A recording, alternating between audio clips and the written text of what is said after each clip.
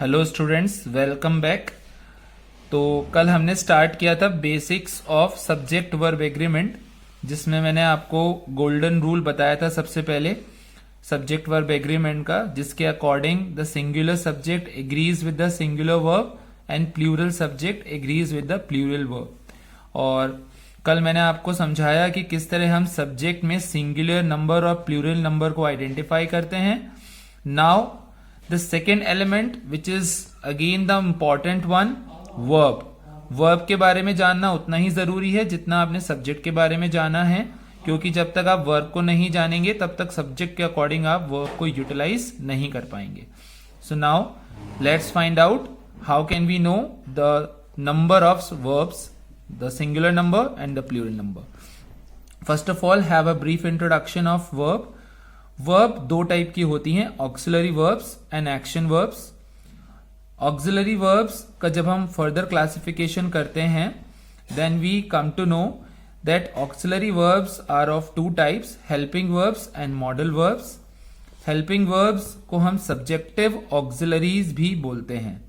इसे subjective auxiliary इसलिए बोला जाता है because helping verbs always agree with the subject and use according to the subject.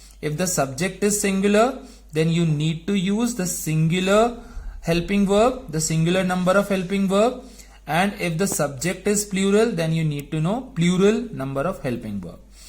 But this situation doesn't go with the modal verbs, because modals are called conditional auxiliaries. They are called conditional because they are not used in a sentence according to the number of the subject. If the subject is singular, then there is no need to use or find out the singular form of modal, because there is no singular or plural number of modal auxiliary. Okay?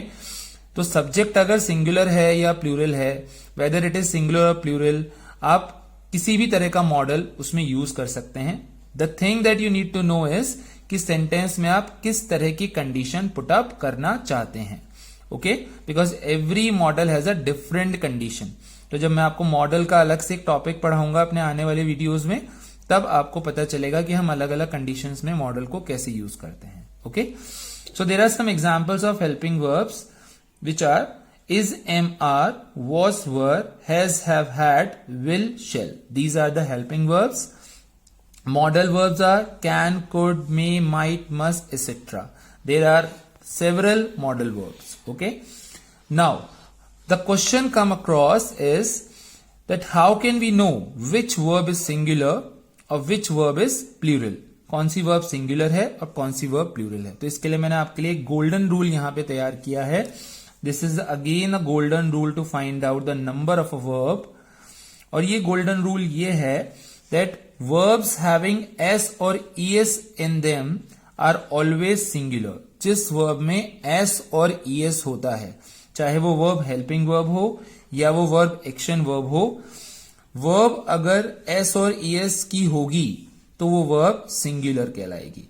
जैसे action verbs हैं play, do, have, bring, अगर मैं इसमें s लगा दूंगा then they will become singular, like plays, does, has, brings, तो ये सब सिंगुलर बन जाएंगे। उसी तरह हेल्पिंग वर्ब्स जो हैं आपकी is, am, are, was, were, has, have, had, उसी तरह होती हैं do, does।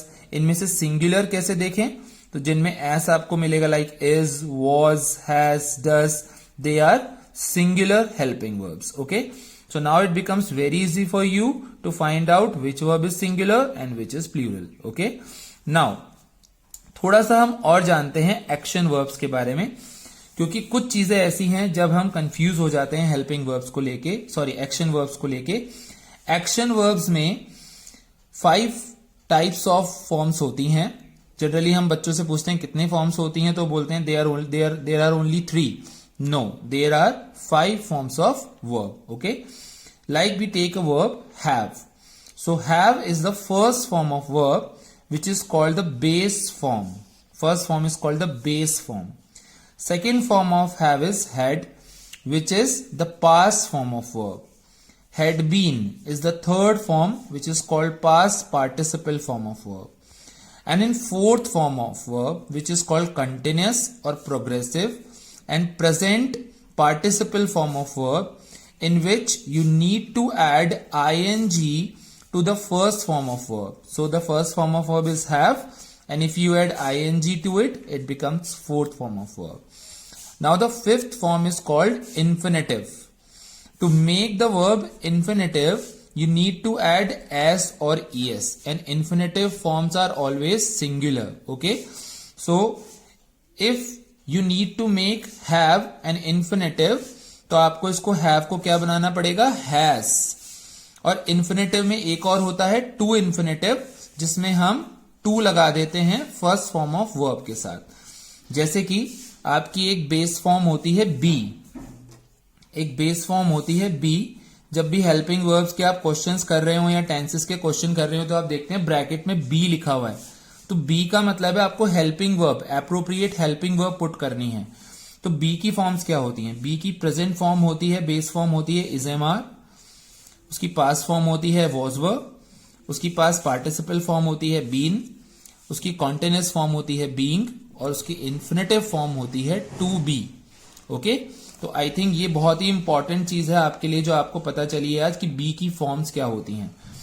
और जब हम सिंपल कोई एक्शन वर्ब लेते हैं, जैसे कि हमने लिया play, play is the base form, not pledge.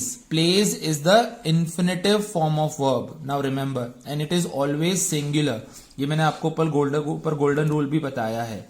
Okay, so play is the first form, played is second form, played again is the third form, playing because I have added ing, so it is a fourth form of verb, and plays or to play is to infinitive, and plays is the infinitive form of verb which is singular. Okay, so I think students आपको verb समझ में आ गया है कि verbs अब किस तरह singular होता है. तो अब आपके लिए subject को verb के साथ agree करना आसान हो जाएगा. It will become easy for you. अब आने वाले वीडियो में मैं आपको ये बताऊंगा कि what are the other rules to make subject verb agreement. ठीक है, बहुत सारे रूल्स होते हैं, उनमें से कुछ इंपॉर्टेंट रूल्स मैं आपको अपनी नेक्स्ट वीडियो में बताऊंगा. ओके, सो आई होप कि आपको ये समझ में आया होगा बहुत इजी तरीके से. और भी जानने के लिए और अच्छे लेक्चर्स लेने के लिए इजी मैनर में विथ फन इंग्लिश को सीखने के लिए आप मेरे चैनल को सब्सक्राइब करें, लाइक करें एंड शेयर करें. Thank you so much.